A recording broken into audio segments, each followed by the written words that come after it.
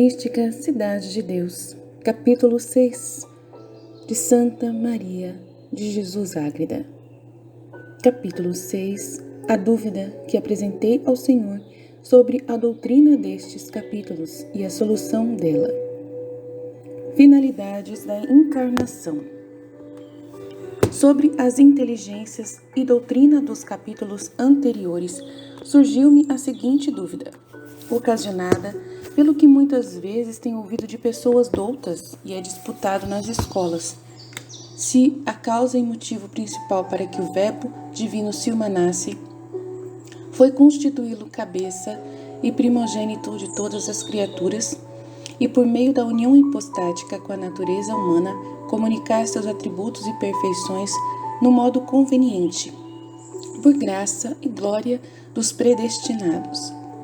O assumir carne passível e morrer pelo homem foi decreto e fim secundário, sendo assim verdade, porque na Santa Igreja há tantas opiniões diferentes sobre isso, sendo a mais comum que o Verbo eterno desceu do céu principalmente para remir os homens por meio de sua santíssima paixão e morte. Glória de Deus e redenção do homem. Humildemente propus esta dúvida ao Senhor, que se dignou responder. Deu-me inteligência e luz muito vasta, na qual conheci muitos mistérios que não poderei explicar inteiramente, porquanto suas palavras significam muito mais do que o que o som transmite. Disse-me, esposa e pomba minha, ouve, como teu pai e mestre, quero responder à tua dúvida e instruir tua ignorância. Adverte que o principal e legítimo fim do decreto de comunicar minha divindade à pessoa do Verbo, unida hipostaticamente à natureza humana, foi a glória que desta comunicação resultaria para o meu nome e para as criaturas capazes da que eu quis lhes dar.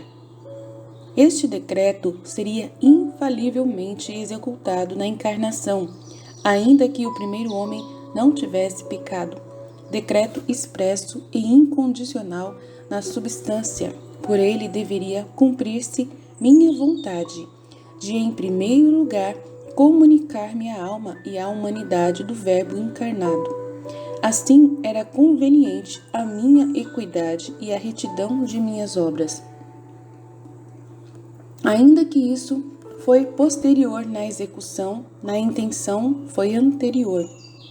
Se tardei em enviar meu unigênito ao mundo, foi porque desejei preparar-lhe um grupo escolhido e santo de justos, que não obstante ao pecado original comum a todos, seria como rosas entre os espinhos dos outros pecadores. Em consequência da queda do gênero humano, é que determinei com decreto expresso que o Verbo viesse em forma passível e mortal, para redimir o povo de quem era a cabeça. Deste modo, mais se manifestaria meu amor infinito pelos homens e seria prestada a devida satisfação à minha equidade e justiça. Se aquele que pecou era homem e o primeiro não existir, o Redentor devia ser homem e o primeiro na dignidade.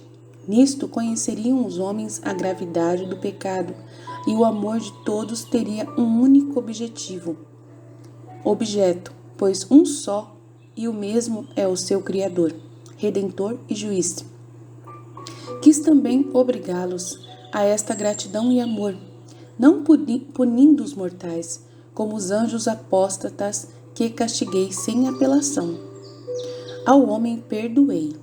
Esperei e lhe dei oportuno remédio, executando o rigor de minha justiça em meu unigênito Filho, e passando ao homem a piedade de minha grande misericórdia.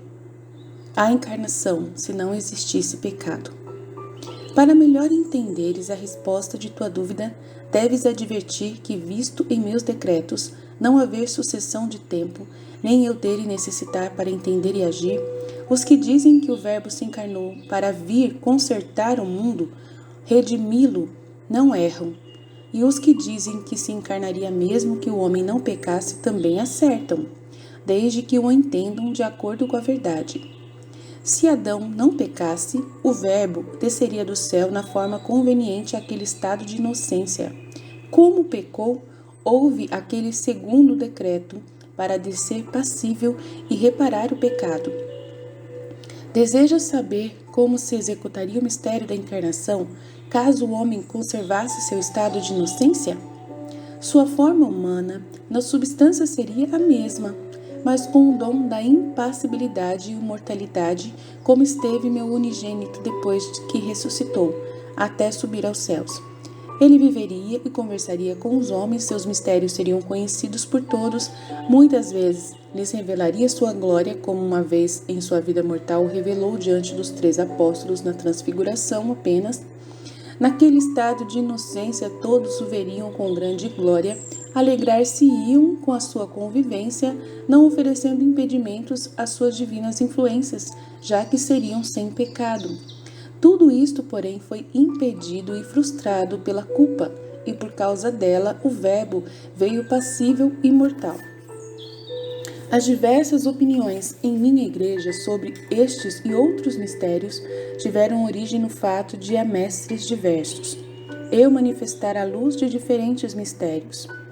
Os mortais não são capazes de receber a luz completa, e enquanto são viajantes neste mundo, não seria conveniente dar a um deles apenas a ciência de tudo, mesmo quando compreensores recebem-na parcialmente, e lhes dou em proporção ao estado e merecimento de cada um, e como convém a minha providência distribuí-la. A plenitude da ciência só foi devida à humanidade do meu unigênito e à sua mãe, respectivamente. Os demais mortais nunca a recebem toda, nem tão clara que possam estar seguros de tudo. Por isso, adquirem-na com trabalho e estudo. Ainda que minhas escrituras contenham muitas verdades reveladas, deixo-os frequentemente em sua inteligência natural, apesar de, noutras vezes, lhes dou infusa. Daqui procede que entendam os mistérios com diversidade de pareceres e encontrem diferentes explicações e sentidos nas Escrituras, e cada um adota sua opinião conforme a entende. Não obstante a intenção de muitos ser reta e a luz da verdade em substância ser uma só, entendem e usam dela com diferente julgamento, inclinando-se cada qual pelos mestres de sua preferência. Assim, originam-se entre eles as controvérsias. A encarnação ordenada à redenção. O motivo de ser mais geral, a opinião que o Verbo desceu do céu principalmente para redimir o mundo, procede, entre outras causas, de ser o mistério da redenção e seus fins mais conhecidos, além de já estar realizado e a Sagrada Escritura nele insistir muitas vezes. O desígnio da impassibilidade, pelo contrário, não se executou nem foi decretado absoluto e expressamente. Tudo o que se referia a esse estado, portanto, permaneceu oculto, e ninguém pôde vir a sabê-lo. Se eu não lhe der particular luz e revelação sobre aquela nossa intenção e amor pela natureza humana, ainda que isto poderia comover muitos mortais, se o meditassem, compreendessem o decreto e obras da redenção de sua queda, é mais forte e eficaz para movê-los e trazê-los ao conhecimento e correspondência de meu amor, finalidade de todas minhas obras. Por esta vantagem, providencio que estes motivos e mistérios sejam lembrados e tratados do que aqueles outros. Além disto, numa obra pode haver 2 fins, quando um deles é condicional. Se o homem não pecasse, não desceria o Verbo em forma passível, e se pecasse, seria passível e mortal. Deste modo, em qualquer caso, não se deixaria de realizar o mistério da encarnação. Quero que os mistérios da redenção sejam conhecidos, estimados e continuamente lembrados, para me agradecerem. Não obstante, quero também que os mortais reconheçam o Verbo manado por sua cabeça e causa final de toda a criação. Foi ele, depois de minha própria benignidade, o principal motivo que tive para dar existência às criaturas. deve ser reverenciado, não somente porque redimiu a estirpe humana, mas também porque foi a causa da sua criação. Utilidade das controvérsias. Adverte, esposa minha, que eu permito muitas vezes terem os doutores e mestres diferentes opiniões. Uns dizem o verdadeiro e outros o duvidoso, seguindo cada qual seu natural engenho. Noutras ocasiões, permito digam o que não é, ainda que em princípio não seja contrário à verdade obscura da fé, na qual todos os fiéis estão firmes. Em outras, dizem que o julgam o possível, segundo entendem. Com esta diversidade, a luz e a verdade vão sendo investigadas e os mistérios esclarecidos, porque a dúvida serve de estímulo ao entendimento para inquirir a verdade. Esta é a honesta e santa causa das controvérsias dos mestres. Tantas diligências e estudos dos grandes e perfeitos doutores e sábios demonstram também que em minha igreja há ciência que forma sábios iminentes, superiores aos do mundo, e que acima de todos há um emendador de sábios. Eu que unicamente tudo sei, compreendo, peso e meço, sem poder ser medido nem compreendido, por mais que esquadrinhes meus juízos e testemunhos, não poderão os homens compreendê-los, se eu, que sou o princípio e autor de toda sabedoria e ciência, não lhes der a inteligência e a luz. Sabendo isso, quero que os mortais me louvem, enalteçam e glorifiquem eternamente. As heresias. Quero também que os santos doutores, com o seu honesto, santo e louvável trabalho, adquiram para si muita graça, luz e glória, para a verdade ir sendo descoberta, esclarecida e cada vez mais se aproxime de sua fonte, e investiguem com humildade os mistérios e obras de minha destra. Delas participem e gozem do pão do entendimento de minhas escrituras. Usei de grande providência com os doutores e mestres, ainda que suas opiniões e dúvidas tenham sido tão diversas e por diferentes motivos, umas vezes são para minha glória e honra, e outras vezes para impugnar-se e contradizer-se por razões terrenas. Com esta porfia e paixão procedem desigualmente. Apesar disso, tenho-os governado, dirigido e iluminado, assistindo-os com minha proteção, de maneira que a verdade tem sido muito investigada e esclarecida. A luz para conhecer muitas de minhas perfeições e obras maravilhosas foi bastante aumentada, sendo as Santas Escrituras tão altamente interpretadas que isto muito me tem agradado e satisfeito. O inferno, ao contrário, por esta mesma causa, enfureceu-se com incrível inveja, e ainda mais nos tempos atuais. Ergueu seu trono de iniquidade, combatendo a verdade e pretendendo tragar o Jordão, valendo-se dos homens, por meio de heresias e falsas doutrinas, derramou sua cisânia para obscurecer a luz da santa fé. O resto da igreja, porém, e suas verdades encontram-se em grau perfeitíssimo.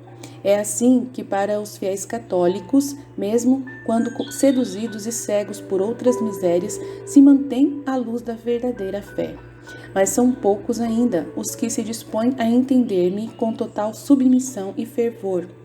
Quero também, minha esposa, que entendas, minha providência dispõe que haja entre os mestres muitas opiniões, a fim de mais se investigarem meus testemunhos.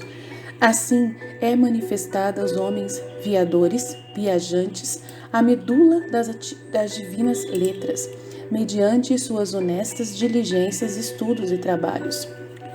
Não obstante, seria de muito agrado e serviço para mim que as pessoas doutas evitassem a soberba, inveja, ambição de vanglória e outras paixões e vícios daí gerados, além de toda má semente que resulta de tais trabalhos, quando desempenhados com viciosas intenções. Entretanto, não a arranco logo, para não se extirpar a boa com a má semente. Tudo isso me respondeu o Altíssimo e outras muitas coisas que não posso manifestar. Seja eternamente bendita sua grandeza, que houve por bem instruir minha ignorância e satisfazê-la tão adequadamente e misericordiosamente, sem dignar-se com a pequenez desta mulher incipiente e de toda inútil. Dei-lhe graças e louvores sem fim todos os espíritos bem-aventurados do céu e justos da terra.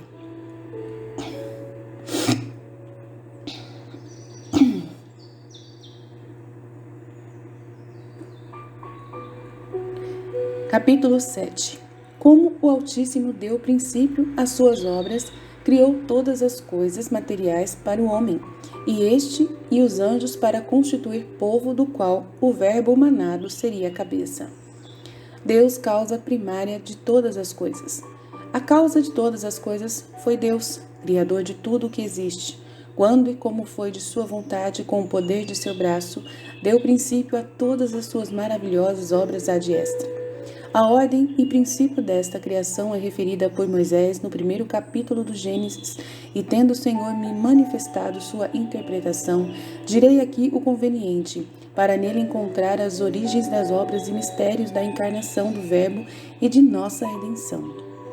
Literalmente, o capítulo 1 do Gênesis é o seguinte: no princípio Deus criou o céu e a terra. A terra, porém, estava informe e vazia, e as trevas cobriam a face do abismo, e o Espírito de Deus movia-se sobre as águas. E Deus disse: exista a luz, e a luz existiu. E Deus viu que a luz era boa, e separou a luz das trevas, e a luz chamou o dia. Neste primeiro dia, Moisés diz: no princípio criou Deus o céu e a terra. Este princípio é aquele no qual, como saindo de seu ser imutável, o poderoso Deus começou a plasmar fora de si próprio as criaturas. Então, estas principiaram a possuir o ser em si mesmas, e Deus começou a recriar-se em suas obras adequadamente perfeitas, para que a ordem fosse também perfeitíssima.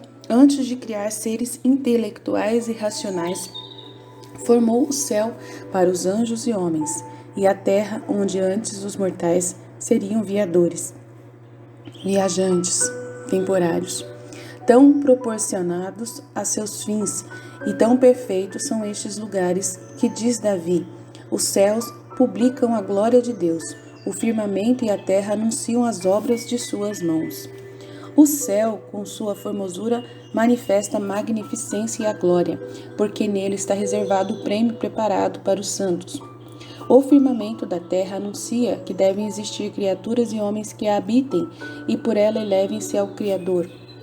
Antes de criá-los, quer o Altíssimo preparar-lhes o necessário à existência que lhes destinara, para que de todos os modos se sentissem obrigados a obedecer e amar seu Criador e benfeitor, e através de suas obras conhecessem seu admirável nome e infinitas perfeições.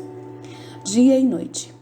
Diz Moisés que a terra estava vazia, não referindo mesmo ao céu, porque neste Deus criou os anjos, no momento em que o escritor descreve: disse Deus, faça-se a luz, e a luz foi feita. Fala não só da luz material, mas também das luzes angélicas e intelectuais. Se não fez mais clara menção dos anjos, designando-os apenas sob esse nome, foi por causa da inclinação dos hebreus em facilmente atribuir divindade a qualquer coisa de menor apreço que os espíritos angélicos.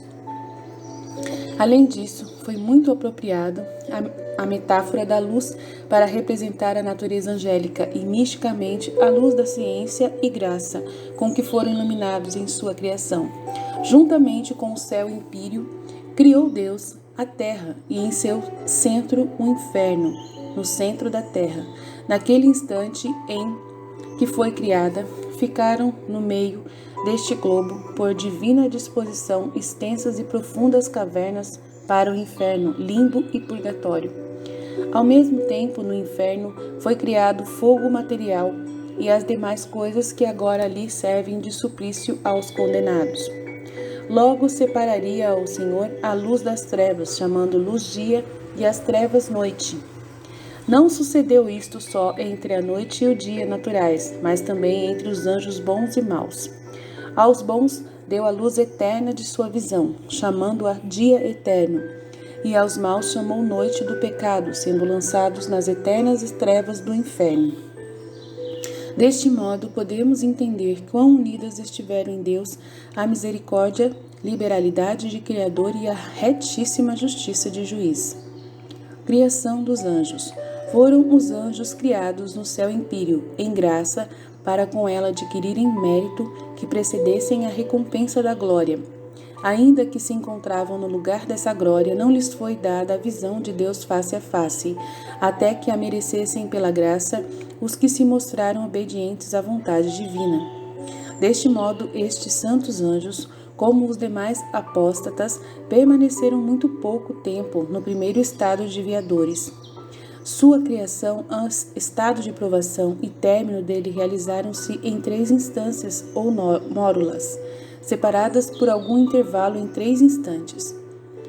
No primeiro foram todos os criados e adornados com graças e outros dons formosíssimos e perfeitas criaturas.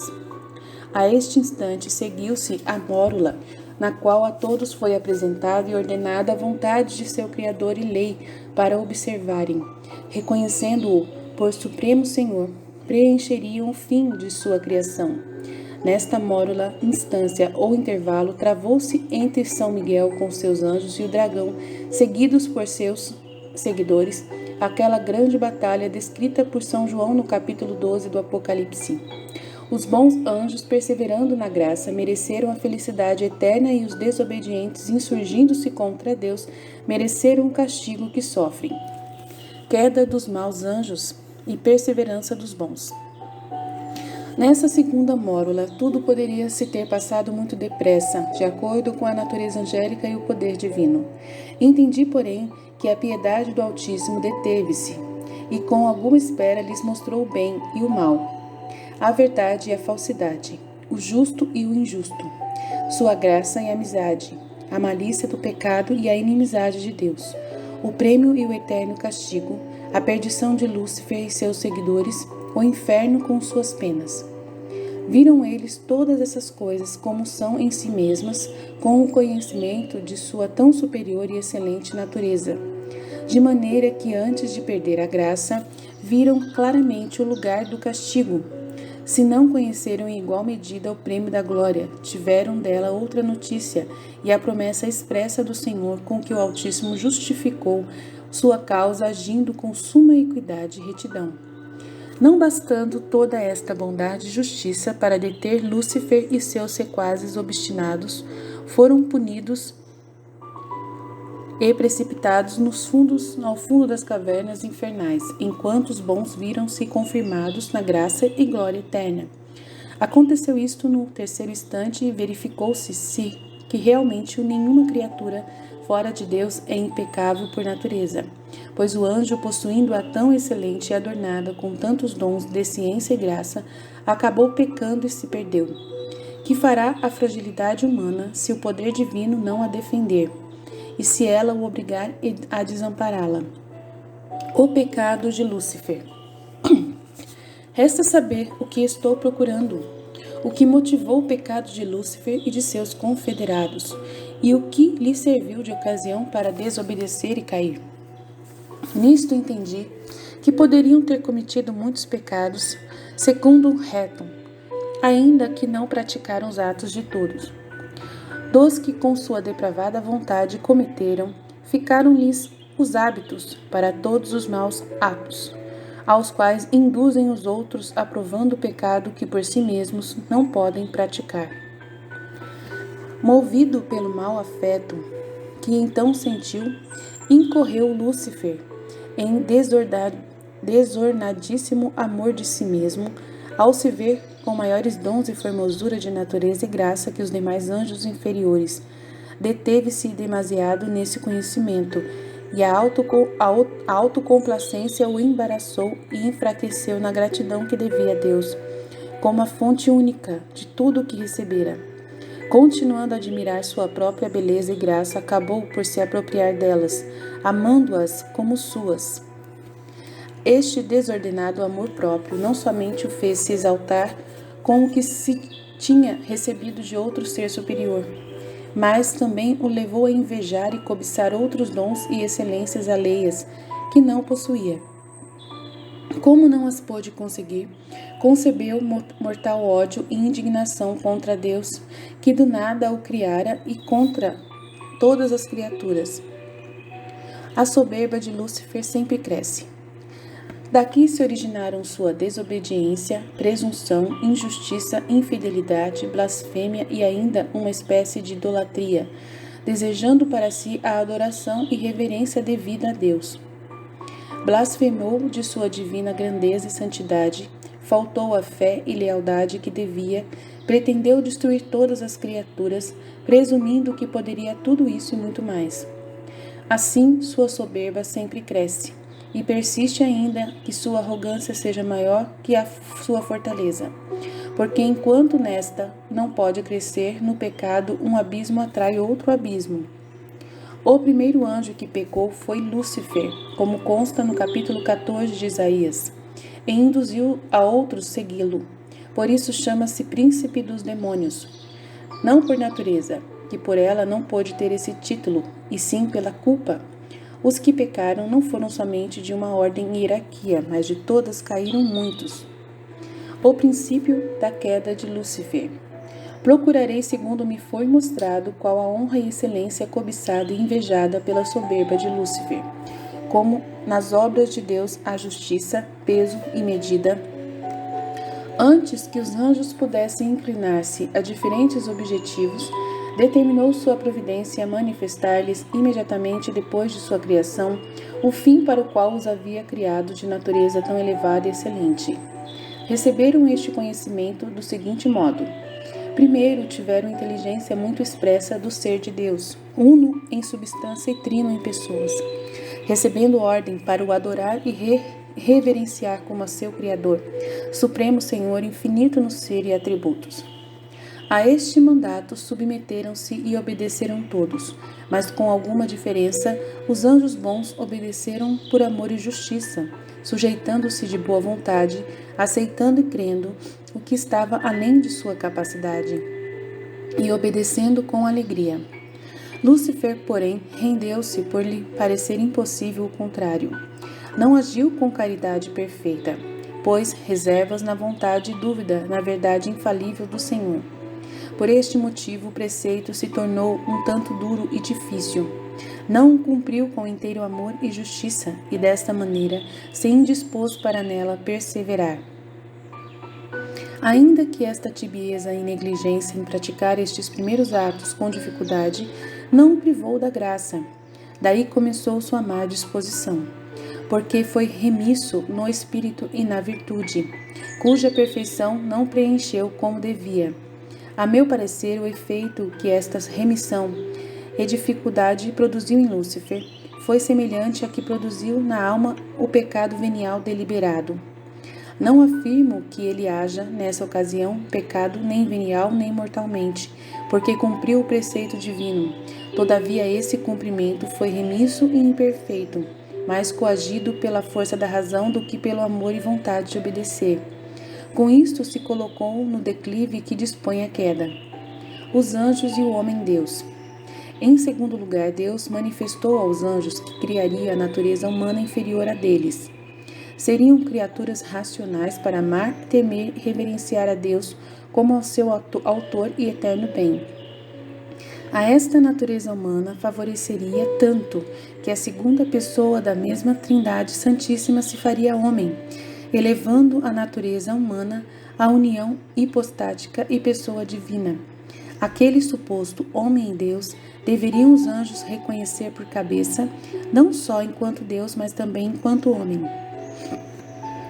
Deveriam reverenciá-lo e adorá-lo como seus servos inferiores em dignidade e graças. Deu-lhes inteligência da conveniência, equidade, justiça e razão que nisto havia, porquanto aos méritos previstos daquele homem-deus deviam a graça que possuíam e a glória que receberiam. Para a glorificação dele haviam sido criados, e seriam criadas as demais criaturas, porque a todas seria superior. Todas quantas fossem capazes de conhecer e gozar de Deus seriam membros daquela cabeça e formariam seu povo para reconhecê-lo e reverenciá-lo. Tudo isto foi proposto e ordenado aos anjos. Atitude dos bons e dos maus anjos. A este preceito, os santos anjos, obedientes e de plena boa vontade, submeteram-se com humilde e amoroso afeto. Lúcifer, ao contrário, resistiu com soberba inveja, induzindo os anjos que eram seus sequazes seguidores a fazerem o mesmo, como de fato fizeram, seguindo-o na desobediência ao divino mandato, persuadindo-os o mau príncipe de que ele seria sua cabeça e formaria um principado independente e separado de Cristo.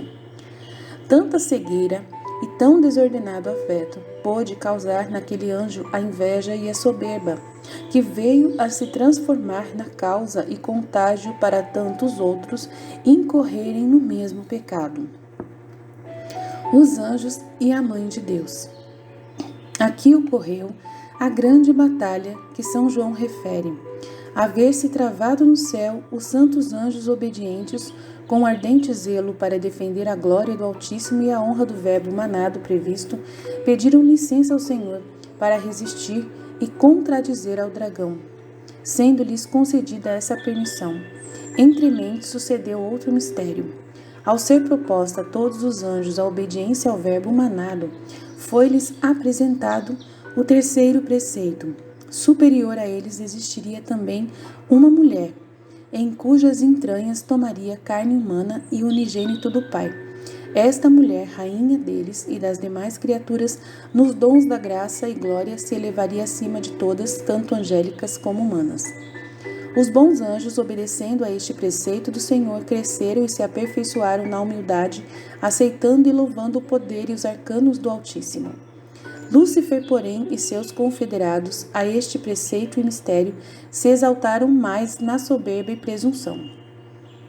Com desordenado furor, apeteceu para si a excelência de ser cabeça de todo o gênero humano e das ordens angélicas, e se isto deveria realizar-se mediante a união hipostática, fosse ele a recebê-la. Revolta de Lúcifer. Quanto a permanecer inferior à Mãe do Verbo manado e Senhora nossa, opôs-se com horrendas blasfêmias, indignando-se contra o autor de tão grandes maravilhas, e incitando os demais com estas palavras: injustos são estes preceitos e injuriosos para minha grandeza. Essa natureza que tu, Senhor, olhas com tanto amor e pretendes beneficiar tanto, eu perseguirei e destruirei, empregando nisso todo o meu poder e diligência. E a esta mulher, mãe do Verbo, derrubarei do estado em que pretendes colocá-la, e em minhas mãos perecerão os teus projetos. Que horror! Maria esmagará a cabeça de Lúcifer. Essa soberba arrogância irritou tanto o Senhor que, humilhando a Lúcifer, disse: esta mulher que não quiseste respeitar te esmagará a cabeça, e por ela serás vencido e aniquilado. E se por tua soberba entrar a morte no mundo, pela humildade desta mulher entrará a vida e a salvação dos mortais. Os da natureza e semelhança destes dois, Cristo e Maria, gozarão do prêmio e coroa que tu e teus seguidores perderam. A tudo isto replicava o dragão com indignada soberba, contradizendo o que entendia da divina vontade e de seus decretos, e ameaçando a toda a linhagem humana. Conheceram os bons anjos a justiça, a justa indignação do Altíssimo contra Lúcifer e os demais apóstatas, e puseram-se a pelejar contra eles com as armas do entendimento, razão e verdade. Maria, representante da natureza humana pura. Aqui operou o Altíssimo outro maravilhoso mistério, havendo manifestado por inteligência a todos os anjos o grande mistério da união hipostática, mostrou-lhes a Virgem Santíssima num sinal ou imagem semelhante às nossas visões imaginárias, segundo o nosso modo de entender. Deu-lhes a conhecer a natureza humana pura, representada nessa mulher perfeitíssima, em quem o braço poderoso do Altíssimo seria mais admirável que em todo o resto das criaturas, porque em superior e eminente grau nela depositava as graças e dons de sua destra. Este sinal e visão da rainha do céu e mãe do verbo manado foi notório e claro a todos os anjos bons e maus. À sua vista expandiram-se os bons em admiração e cânticos de louvor, e desde esse momento começaram a defender a honra do homem-deus e de sua mãe santíssima, armados de ardente zelo e do escudo inexpugnável daquele sinal.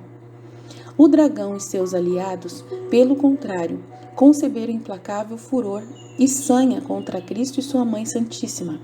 Sucedeu então tudo o que contém no capítulo 12 do Apocalipse, cuja interpretação, segundo me foi dada, escreveu a seguir. Capítulo 8. Prossegue o assunto anterior com a explicação do capítulo 12 do Apocalipse. O texto deste capítulo no Apocalipse é o seguinte: Depois apareceu no céu um grande sinal. Uma mulher vestida de sol, a lua debaixo de seus pés e uma coroa de 12 estrelas sobre a cabeça. E estando grávida, clamava com dores de parto e sofria tormentos para dar à luz. E foi visto outro sinal no céu. Era um grande dragão vermelho que tinha 7 cabeças e 10 chifres, e nas suas cabeças 7 diademas. E a sua cauda arrastava a terça parte das estrelas do céu e as precipitou na terra. E o dragão parou diante da mulher que estava para dar à luz, a fim de devorar seu filho, logo que ela o tivesse dado à luz. E deu à luz um filho varão, que havia de reger todas as gentes com vara de ferro. E seu filho foi arrebatado para Deus e para o seu trono.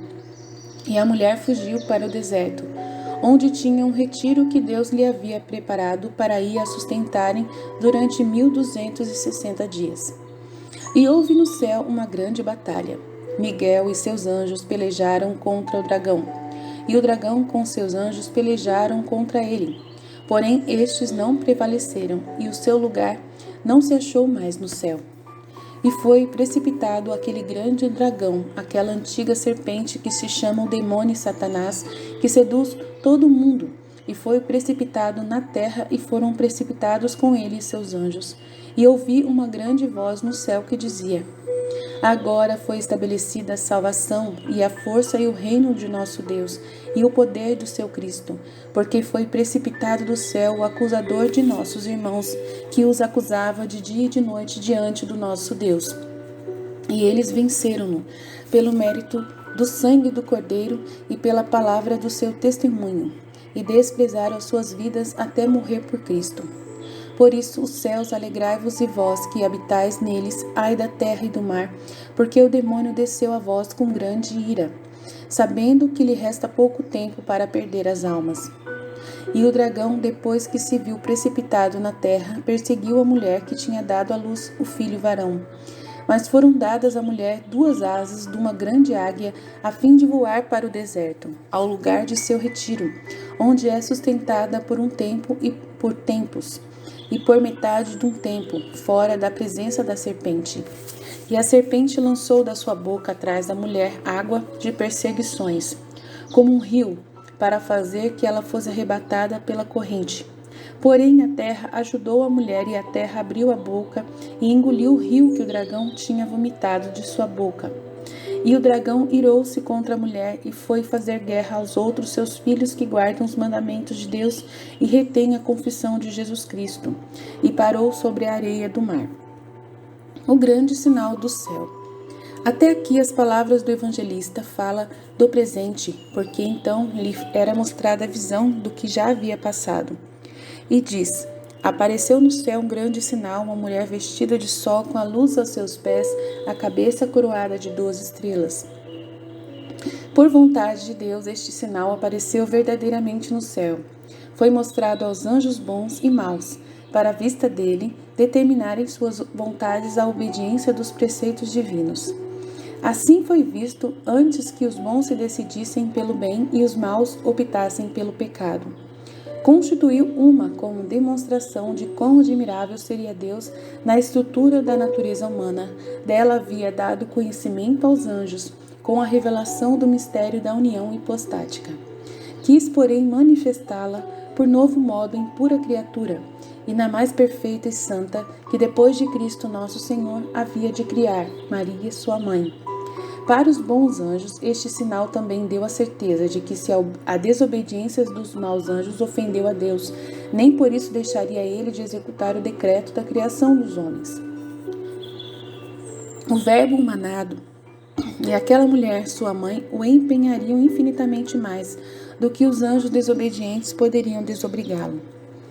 Foi como um arco-íris no céu, semelhante ao que apareceria nas nuvens depois do dilúvio, para garantir que se os homens pecassem e fossem desobedientes como os maus anjos, não seriam castigados sem remissão. Ser-lhes-ia dado salutar remédio por meio daquele maravilhoso sinal, tal como se dissesse aos anjos: não castigarei de modo igual as criaturas que vou criar, porquanto da natureza humana descenderá esta mulher em cujas entranhas tomará carne meu unigênito. Ele será o restaurador de minha amizade e apaziguará minha justiça, e ambos abrirão o caminho da felicidade que a culpa houver fechado. Glorificação dos anjos fiéis. Em testemunho disso, depois que os anjos desobedientes foram castigados, o Altíssimo, diante daquele sinal, revelou-se aos bons, como desagravado e aplacado da ira que a soberba de Lúcifer lhe havia provocado. Ao nosso modo de entender, alegrava-se com a presença da Rainha do Céu, representada naquela imagem, dando a entender aos santos anjos que transferiria aos homens, por meio de Cristo e sua mãe, a graça e dons que os apóstatas haviam perdido por sua rebeldia. Outro efeito produziu também aquele grande sinal nos bons anjos. Como da porfia e contenda com Lúcifer tinham ficado, a nosso modo de entender, aflitos, perturbados, entristecidos, quis o Altíssimo que se alegrassem com a visão daquele sinal. À sua glória essencial lhes foi acrescentado este gozo ocidental, merecido também pela vitória obtida contra Lúcifer. Vendo aquele cetro de clemência que lhes era mostrado em sinal de paz, conheceram logo que não se estendia a eles a lei do castigo, pois haviam obedecido à divina vontade e seus preceitos. Entenderam também nesta visão muitos dos mistérios e sacramentos encerrados nos da encarnação e da Igreja militante e seus membros. Entenderam que assistiriam e ajudariam o gênero humano, guardariam os homens, defendendo-os de seus inimigos, guiando-os à eterna felicidade que eles mesmos estavam a receber pelos merecimentos do Verbo humanado. Em virtude do Cristo, previsto na mente divina, Deus os preservara da queda. Alegria para os bons anjos, tormento para os maus. Havendo tudo isto produzido grande alegria para os bons anjos, outro tanto causou de tormento para os maus. Foi princípio de seu castigo ver que nada tinha aproveitado com sua rebeldia e que aquela mulher os venceria, esmagando-lhes a cabeça.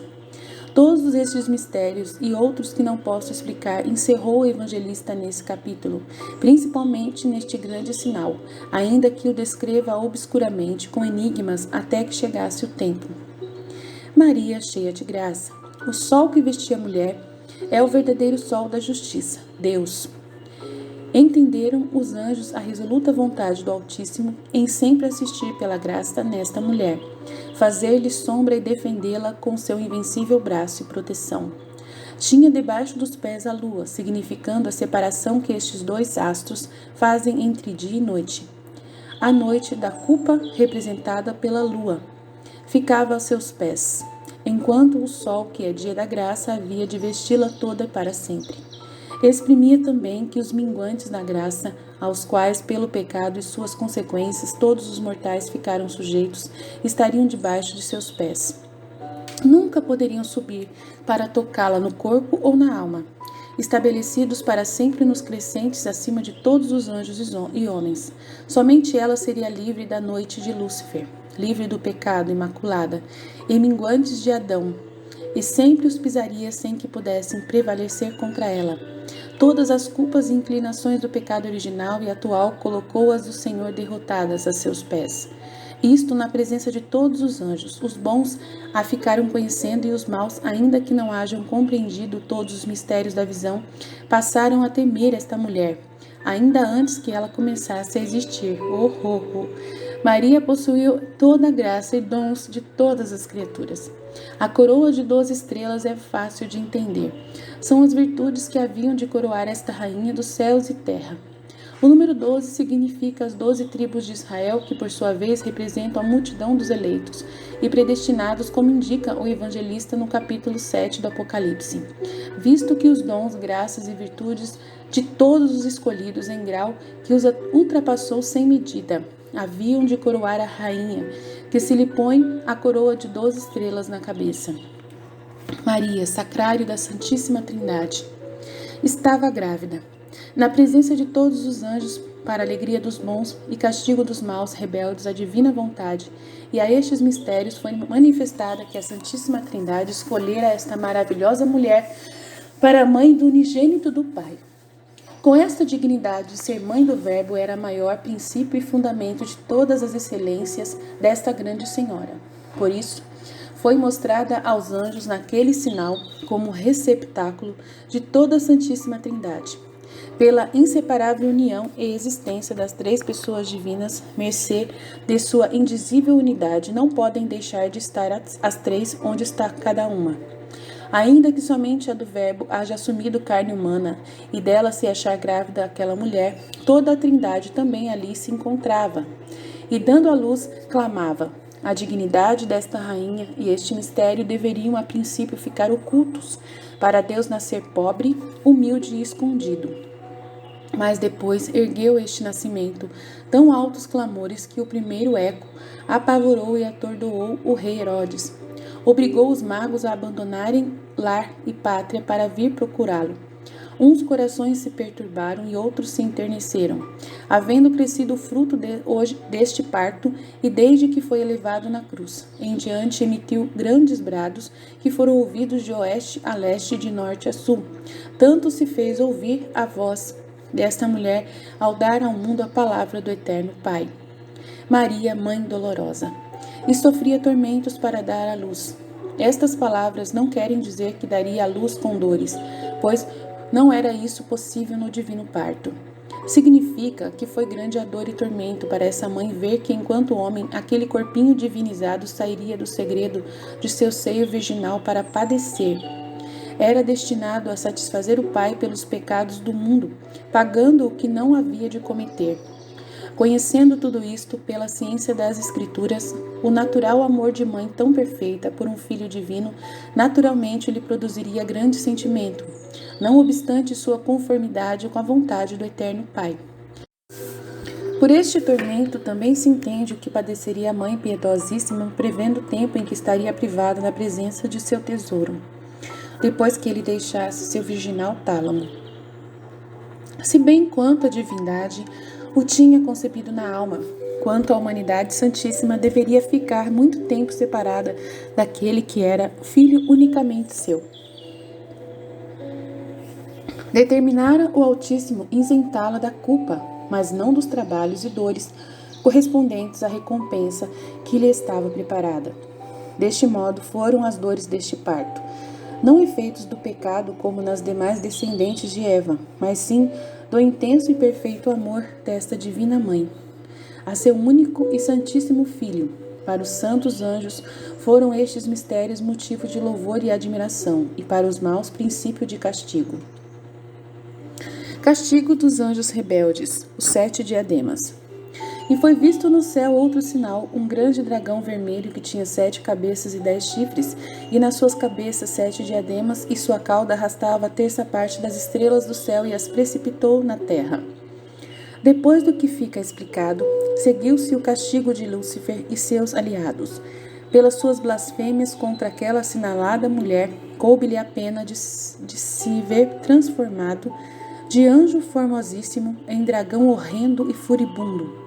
Sua figura exterior apareceu sensivelmente e furioso levantou 7 cabeças, 7 legiões ou esquadrões, aos quais se agregariam todos os que o seguiram no pecado.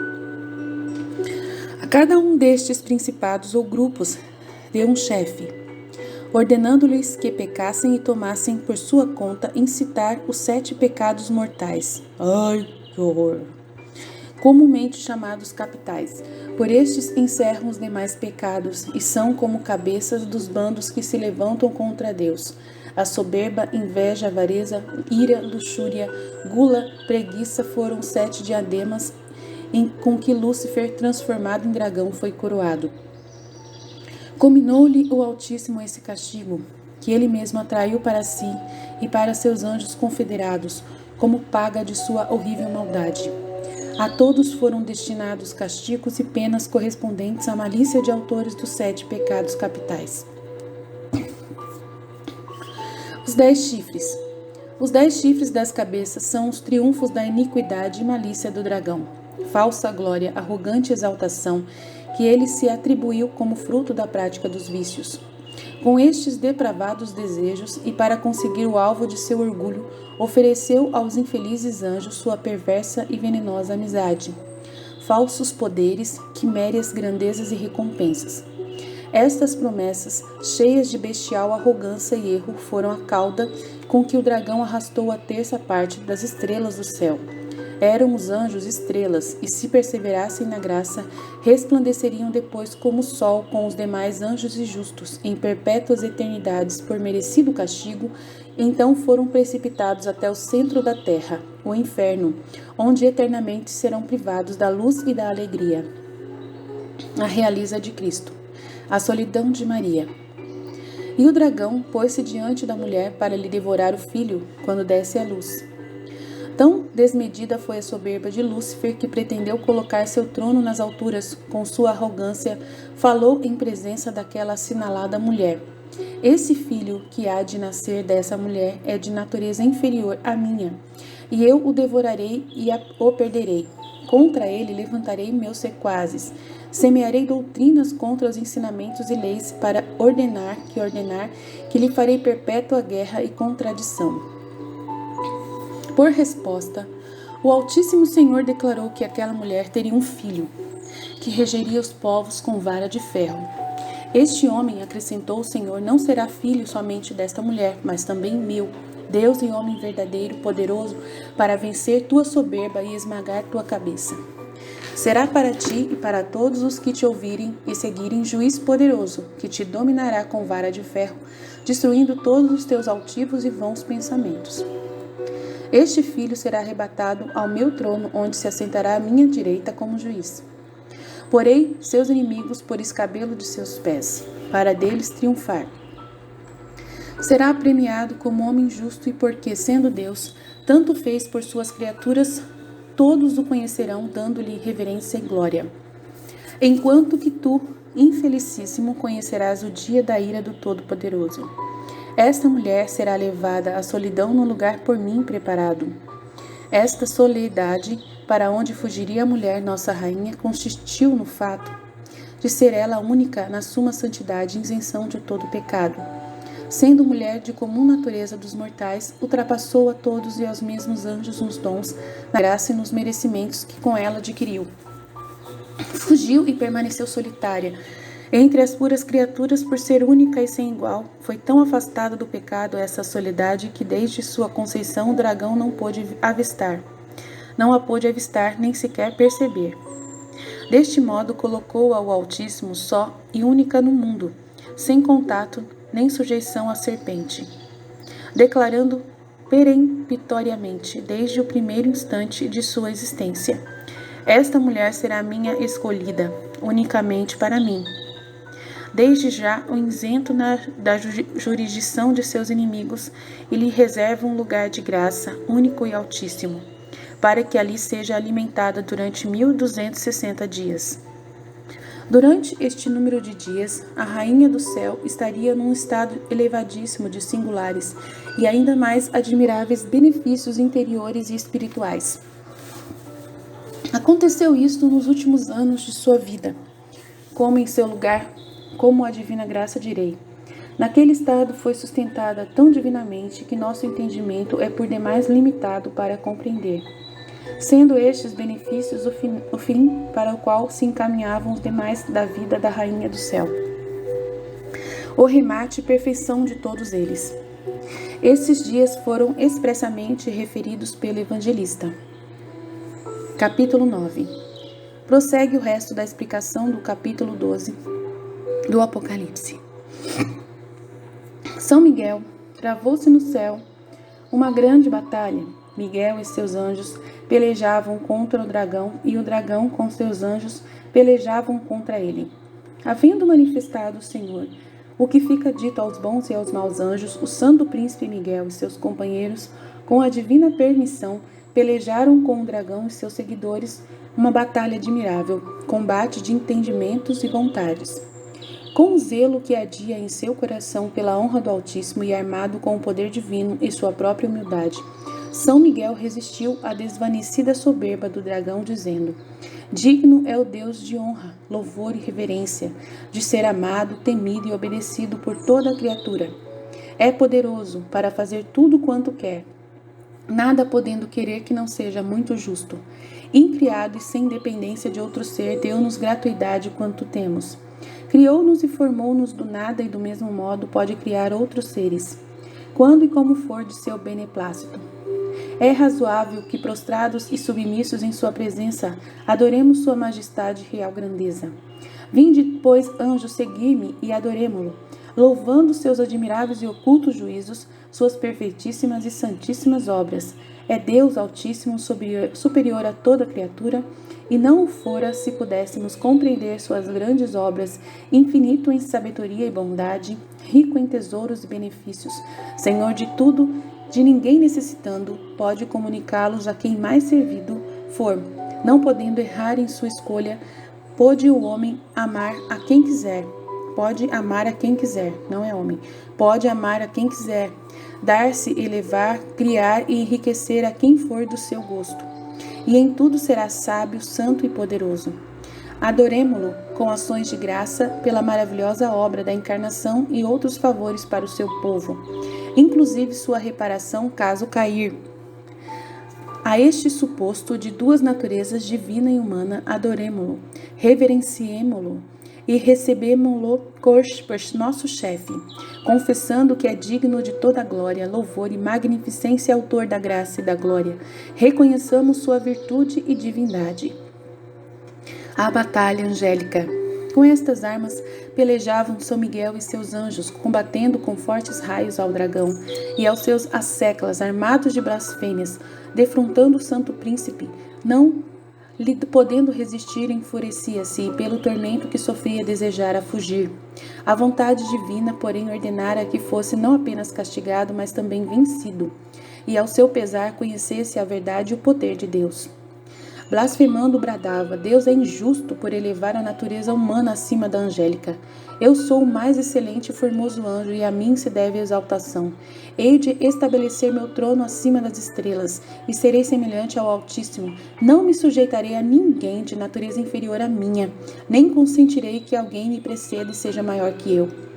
Faziam-lhe eco os apóstatas, meus sequazes, ao que lhes replicou São Miguel: quem há que se possa igualar ou se comparar com o Senhor que habita os céus? Quem como Deus? Acaba, inimigo, com tuas formidáveis blasfêmias, e já que a iniquidade se apoderou de ti, separa-te de nós, infeliz, e caminha com a tua cega ignorância e maldade, que a tenebrosa noite causa das penas infernais. Quanto a nós, ó Espíritos do Senhor, reverenciamo-nos esta ditosa mulher que há de ministrar carne humana ao eterno Verbo, e reconheçamo-la como Rainha e Senhora. Lúcifer precipitado do céu. Nesta peleja, aquele grande sinal da rainha servia para os bons anjos de escudo e arma ofensiva contra os maus. À sua vista, os argumentos e contradições de Lúcifer perdiam a força e se aniquilavam, não podendo suportar os mistérios representados naquele sinal. E assim como pela virtude divina havia aparecido aquele sinal, quis também Sua Majestade fazer surgir o outro sinal do dragão vermelho. Nessa figura foi ignominiosamente expulso do céu, com espanto e o terror de seus sequazes, e a admiração dos santos anjos por aquela nova demonstração do poder da justiça de Deus. O mal não pôde triunfar sobre o bem. Não pode triunfar sobre o bem. Difícil é descrever com palavras o que se passou nesta memorável batalha. por ser enorme a diferença entre conceitos materiais e as operações de tais e tantos espíritos angélicos. Os maus, entretanto, não triunfaram, porque a injustiça, mentira, ignorância e malícia não podem prevalecer contra a equidade, verdade, luz e bondade. Nem tais virtudes podem ser vencidas pelos vícios.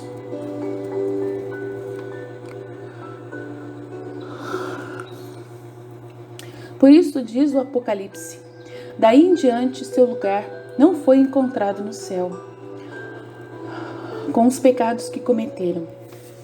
Estes ingratos anjos tornaram-se indignos da eterna visão e companhia do Senhor, e sua lembrança apagou-se da sua mente divina, onde antes da queda estavam gravados pelos dons da graça que lhes outorgava.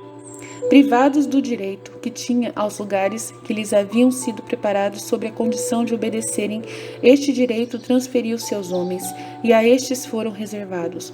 Tão apagados foram os vestígios dos anjos apóstatas, que jamais serão encontrados no céu, ó infeliz maldade, e nunca assaz encarecida infelicidade que mereceu tão espantoso e formidável castigo.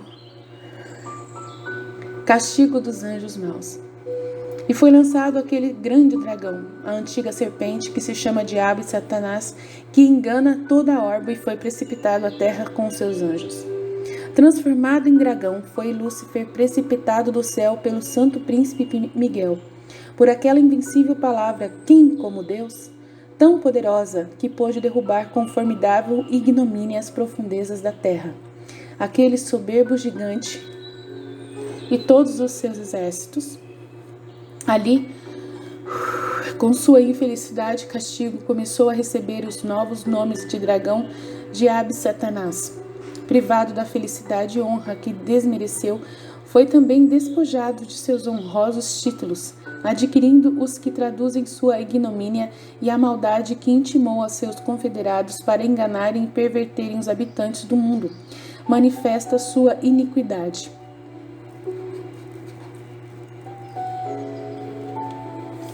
Deste modo, aquele que presumia destruir os povos foi lançado aos infernos e às profundezas do lago, como diz Isaías, capítulo 14.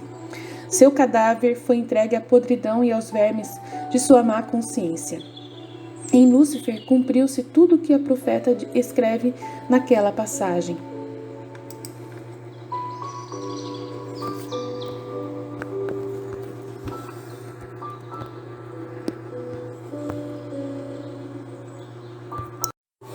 A glorificação dos anjos bons. Ficando o céu despojado dos maus anjos, foi afastado o véu da divindade para os bons e obedientes.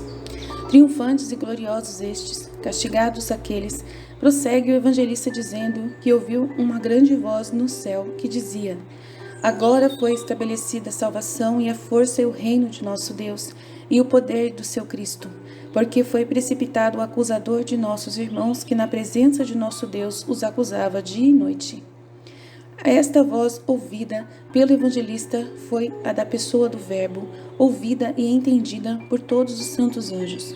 Chegaram seus ecos até o inferno, ali espavoriu e fez tremer os demônios, ainda que não compreenderam todos os mistérios que encerrava, mas somente aquilo que o Altíssimo lhes permitiu entender para sua pena e castigo. Aquela voz foi proferida pelo Filho, em nome da humanidade que havia de assumir.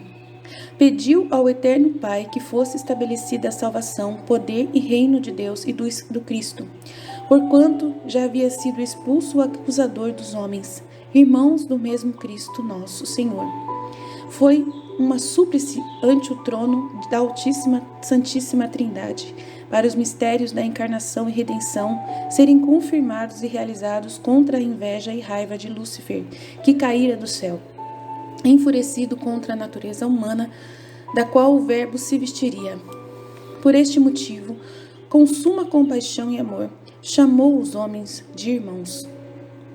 Diz que Lúcifer os acusava de dia e de noite, porque na presença do Eterno Pai e da toda a Santíssima Trindade, os acusou no dia da graça que ainda gozava, desprezando-os com soberba.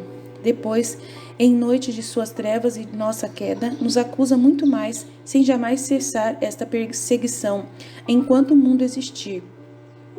Denominou força, poder e reino as obras e mistérios da encarnação e morte de Cristo, porque tudo foi realizado mediante essa morte. Por ela manifestou a sua força e poder contra Lúcifer. A economia da salvação.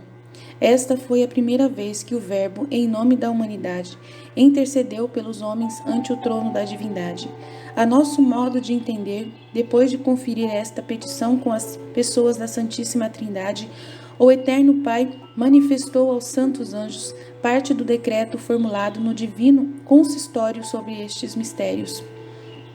Disse-lhes: Lúcifer levantou o estandarte da soberba e do pecado e com toda iniquidade e furor perseguirá ao gênero humano.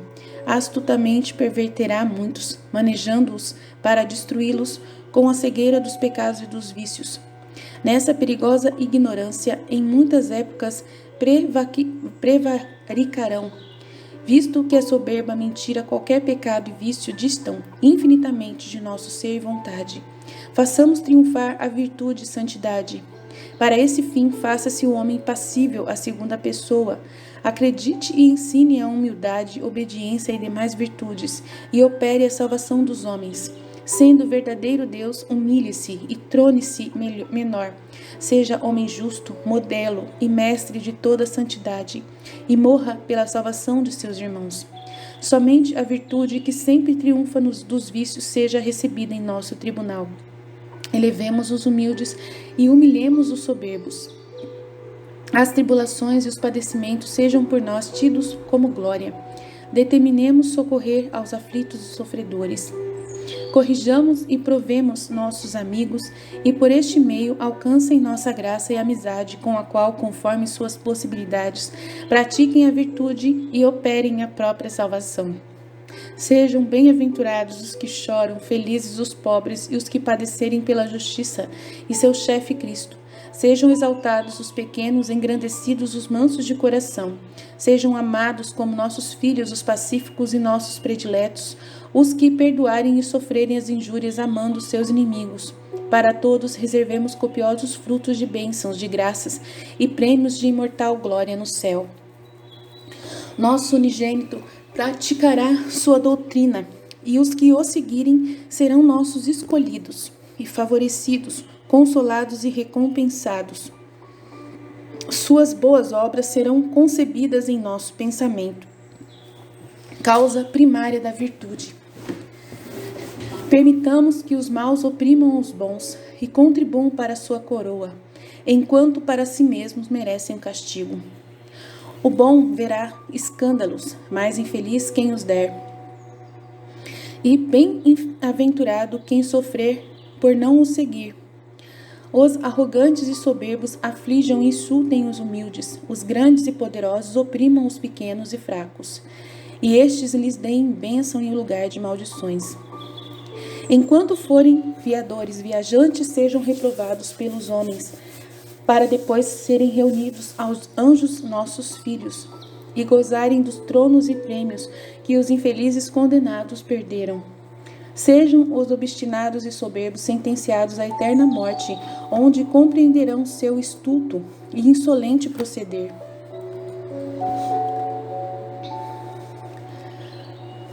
O Redentor e os redimidos. Para todos terem verdadeiro exemplar e superabundante graça, se dela quiserem aproveitar, desça nosso Filho passível. Redima os homens a quem Lúcifer fará cair de seu infeliz estado, levantando-os com seus infinitos merecimentos. Seja realizada agora a salvação em nossa vontade e determinação. O Redentor será Salvador para merecer e Mestre para ensinar. Nascerá e viverá pobre, morrerá desprezado, condenado pelos homens à morte ignominiosa e afrontosa. Será julgado por pecador e réu, satisfará nossa justiça pela ofensa do pecado, e por seus méritos previstos usaremos de nossa misericórdia e piedade. Entendam todos que o humilde, o pacífico, o que praticar a virtude, sofrer, perdoar, este será imitador de nosso Cristo e será nosso filho. Quem quiser entrar em nosso reino deverá negar-se a si mesmo e levar sua cruz após seu chefe e mestre. Nosso reino será formado pelos perfeitos, que legitimamente houverem trabalhado e combatido até o fim. Estes terão parte no poder de nosso Cristo, agora estabelecido por ter sido rechaçado e acusador de seus irmãos. Em triunfo lavará e purificará os eleitos do seu sangue. O Shoryakandala. Dele é a exaltação e a glória, porque somente ele será digno de abrir o livro da lei da graça. Será caminho, luz, verdade e vida para que os homens venham a mim. Sozinho abrirá as portas do céu, sendo mediador e advogado dos mortais que nele terão pai e irmão, para defendê-los do perseguidor e acusador. Quanto aos anjos, nossos filhos, que também operaram a salvação em virtude para defender o poder de meu Cristo, sejam coroados e honrados eternamente em nossa presença. Ministério dos Anjos. Esta voz que saiu do trono divino manifestou os mistérios escondidos desde a constituição do mundo e que seriam revelados pela doutrina e vida de Jesus Cristo. Saiu do trono significando muito mais do que posso explicar. Pela mesma voz foram ordenados aos santos anjos os ministérios que haviam de exercer. São Miguel e São Gabriel seriam embaixadores do Verbo manado e de Maria, sua Mãe Santíssima, ministros para todos os ministérios da encarnação e redenção. Muitos outros anjos foram destinados para igual missão, como adiante direi. A outros o Todo-Poderoso ordenou que acompanhassem e assistissem às almas, inspirando-lhes e ensinando-lhes a santidade e virtudes contrárias aos vícios que Lúcifer se propusera induzi-las, que as defendessem e guardassem, levando-as em suas mãos, para que aos justos não ofendessem as pedras das ciladas e enganos armados por seus inimigos. Predestinação dos escolhidos.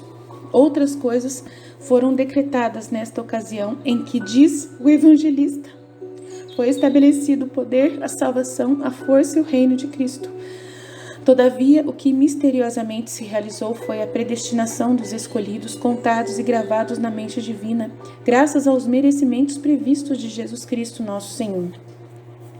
Ó mistério segredo, inescrutável, passado no íntimo de Deus. Ó feliz sorte para os escolhidos. Que momento importantíssimo, que mistério tão digno da onipotência divina. Que triunfo do poder de Cristo.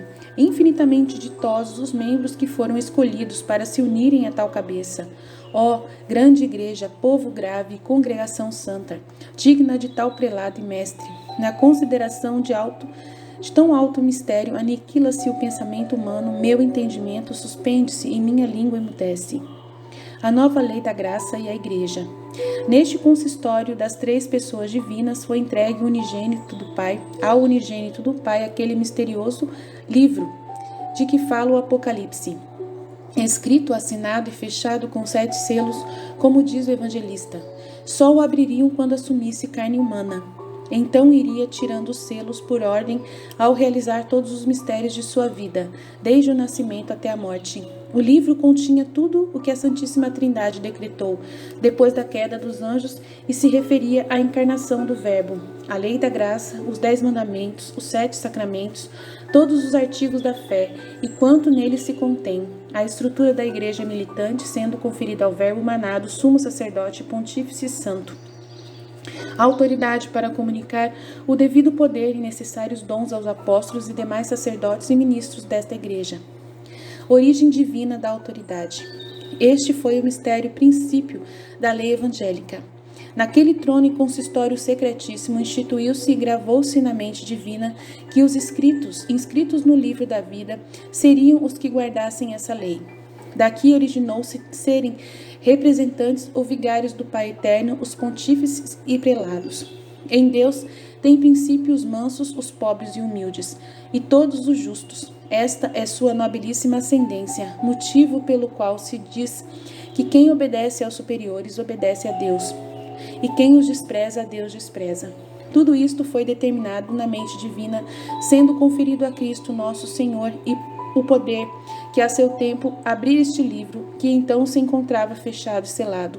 À espera desse tempo, o Altíssimo outorgou seu testamento nas leis naturais e escritas, através do testemunho de suas divinas palavras e de misteriosos fatos. Revelou também aos patriarcas e profetas parte dos seus segredos. Triunfo dos justos.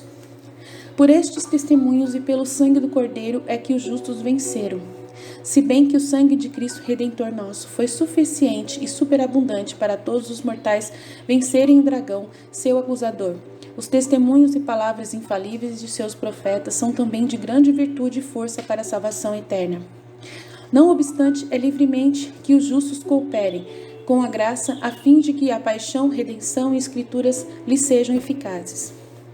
Alcançam seus frutos vencendo a si mesmos e ao demônio. Não somente vencerão Satanás no que ordinariamente Deus manda e pede, mas com sua divina força e graça chegarão até dar a vida pelo Senhor e sua lei. Por este testemunho conquistarão a coroa e triunfo de Jesus Cristo, como fizeram os mártires na confissão e defesa da fé.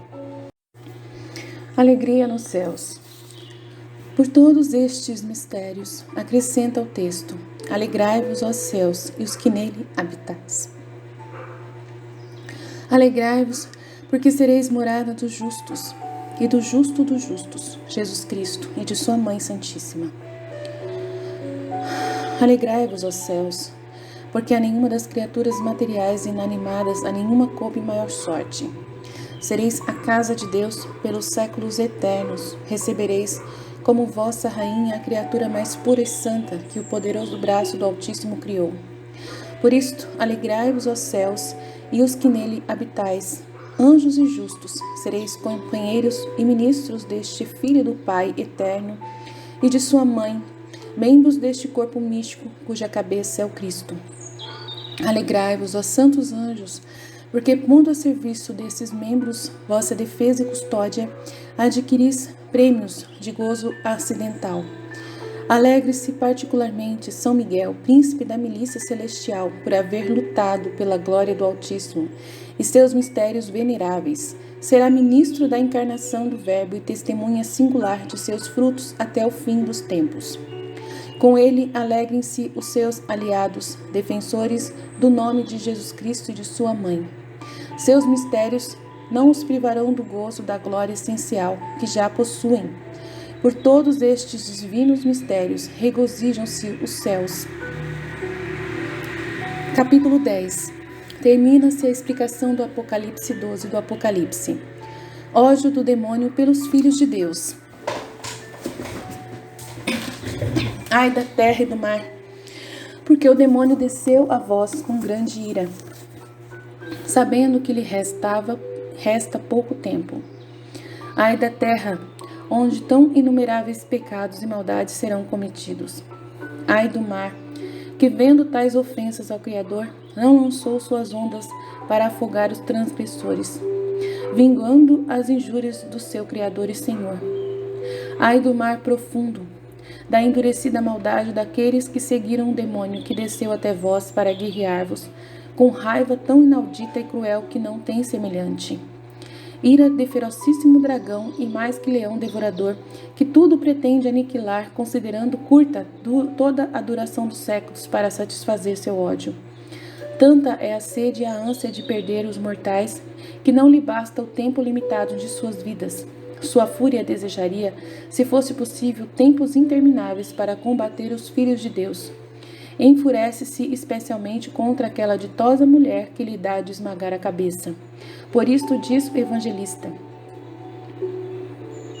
e o dragão, depois que se viu precipitado na terra, perseguiu a mulher que tinha dado à luz o filho varão. Ódio do demônio por Maria.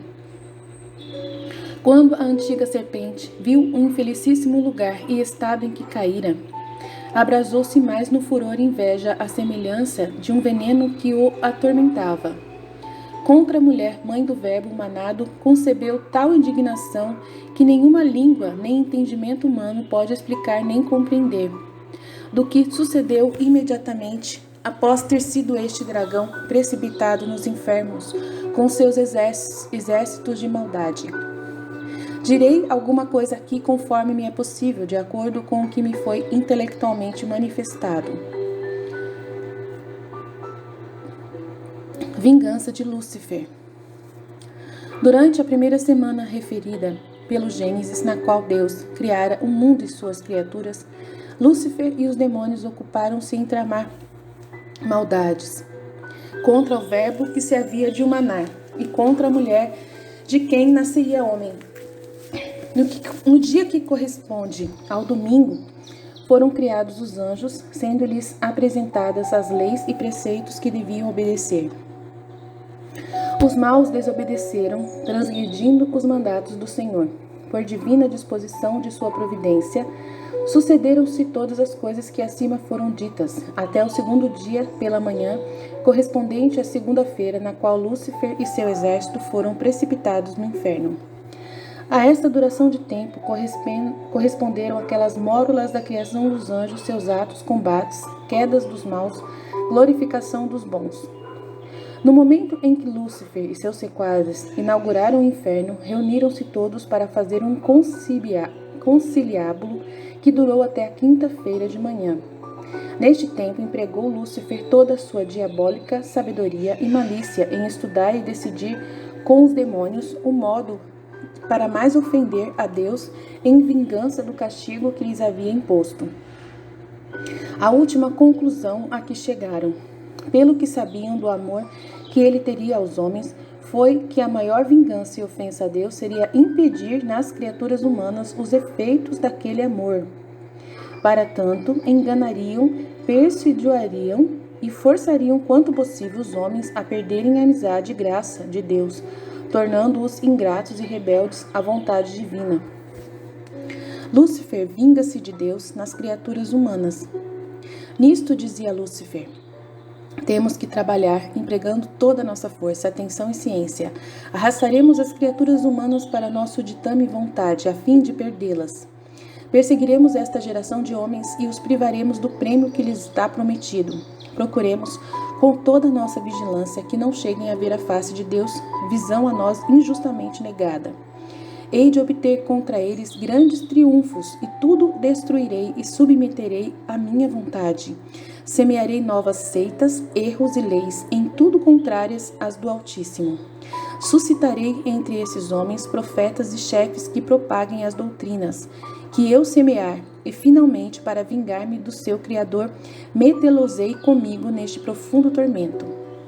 Afligirei os pobres, oprimirei os aflitos, perseguirei os fatigados, semearei discórdias, causarei guerras, instigarei alguns povos contra outros, formarei soberbos e arrogantes, espalharei a lei do pecado, e quando por ela me hajam obedecido, sepultá-los-ei neste fogo eterno, sendo os lugares de maiores tormentos para aqueles que comigo mais se parecerem. Nossa Senhora! Este será meu reino e recompensa que darei aos meus servos. Meu Deus, que horror! Pretende vencer Cristo e Maria. Ao verbo manado farei guerra, ainda que seja Deus, pois também será homem de natureza inferior à minha. Ah, que ridículo! Elevarei meu trono e dignidade acima da sua. Vencê-lo-ei e o derrubarei com meu poder e astúcia. A mulher que há de ser sua mãe perecerá em minhas mãos, que representa para meu poder a grandeza é uma só mulher? Vós, demônios, que fostes ofendidos como eu, segui-me nesta vingança. Assim como fizeste na desobediência, fingi que amais aos homens para perdê-los, servi-os para destruí-los e enganá-los, ajudai-os com o fim de pervertê-los e trazê-los aos meus infernos.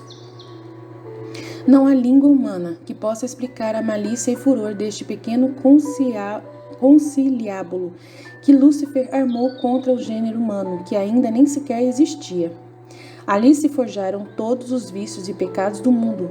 Daí saíram a mentira, as seitas, os erros e toda a iniquidade originou-se daquele caos e abominável assembleia.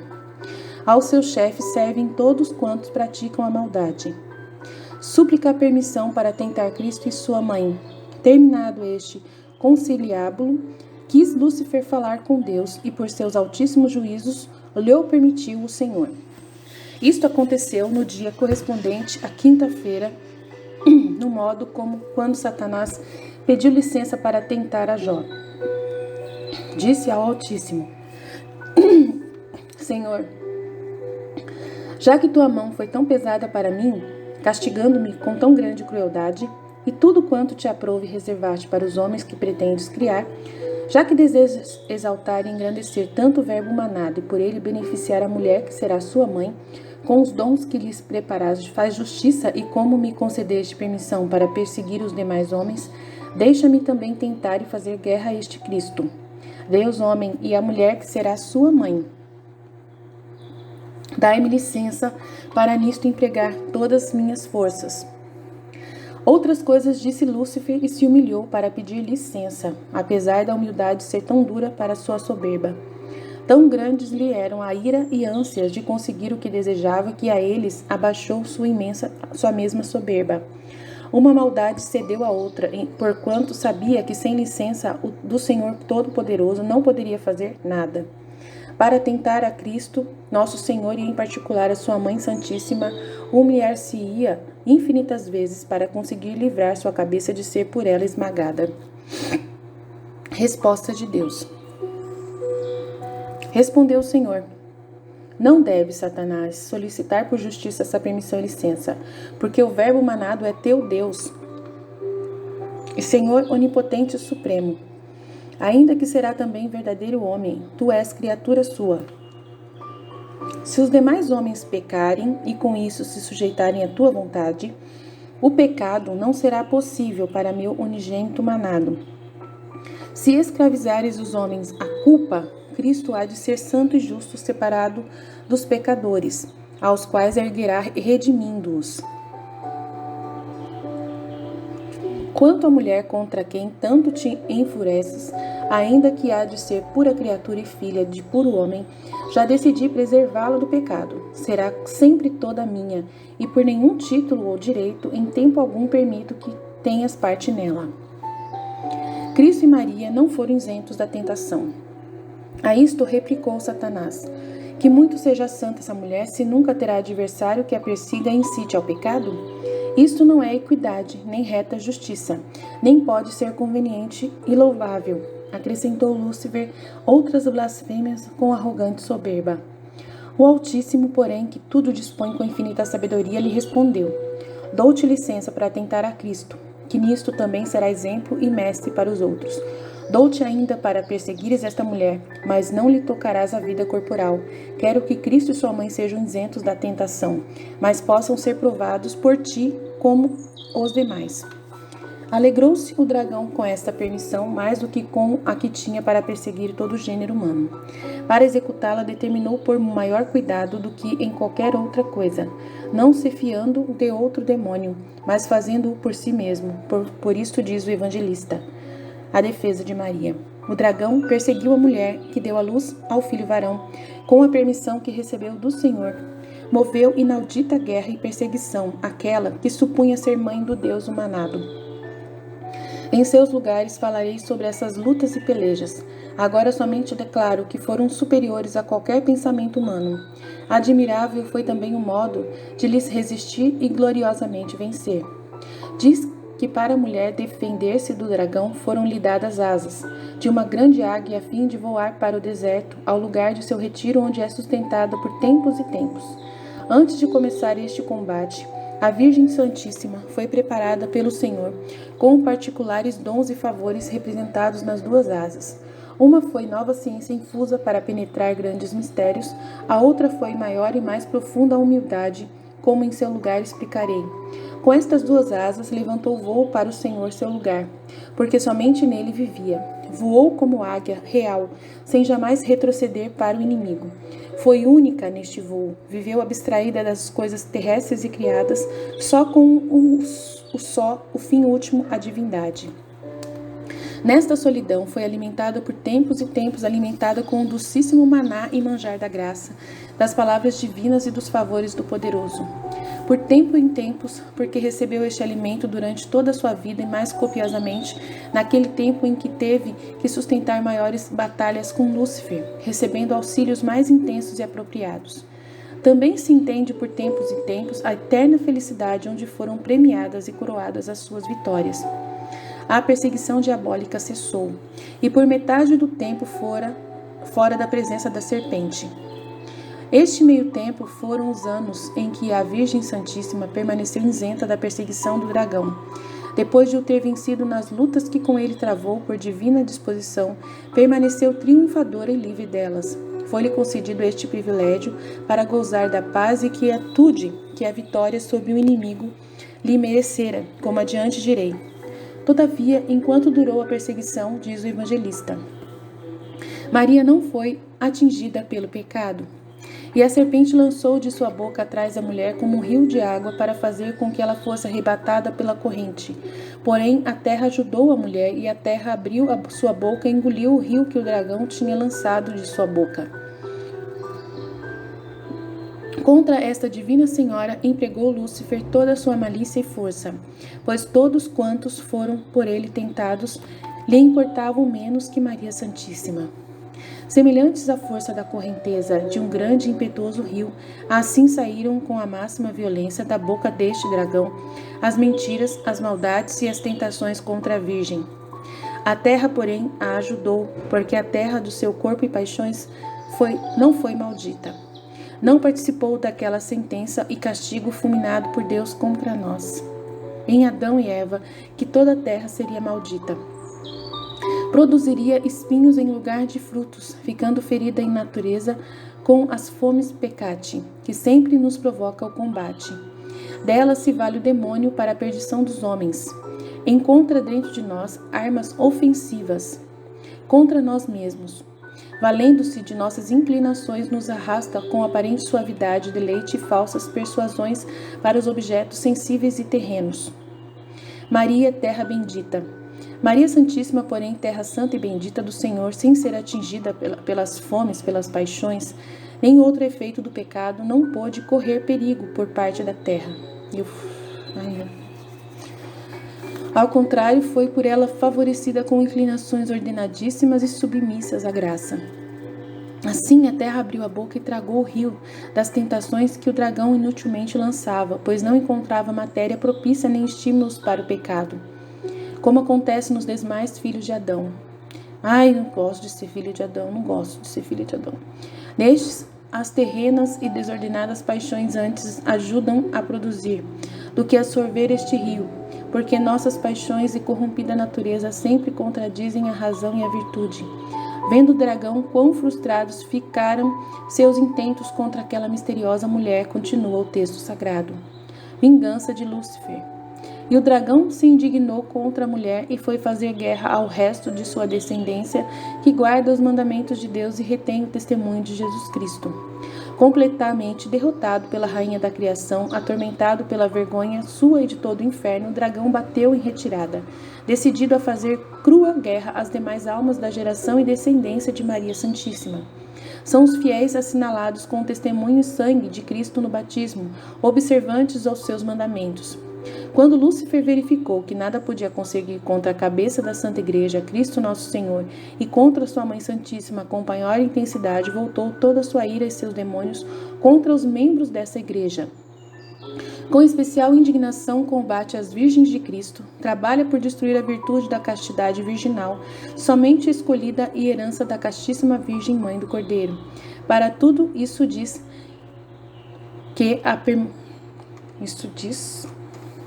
que a vaidade mundana permaneceu o dragão sobre a areia do mar, que é a inconstante vaidade deste mundo, da qual o dragão se sustenta comendo-a como feno.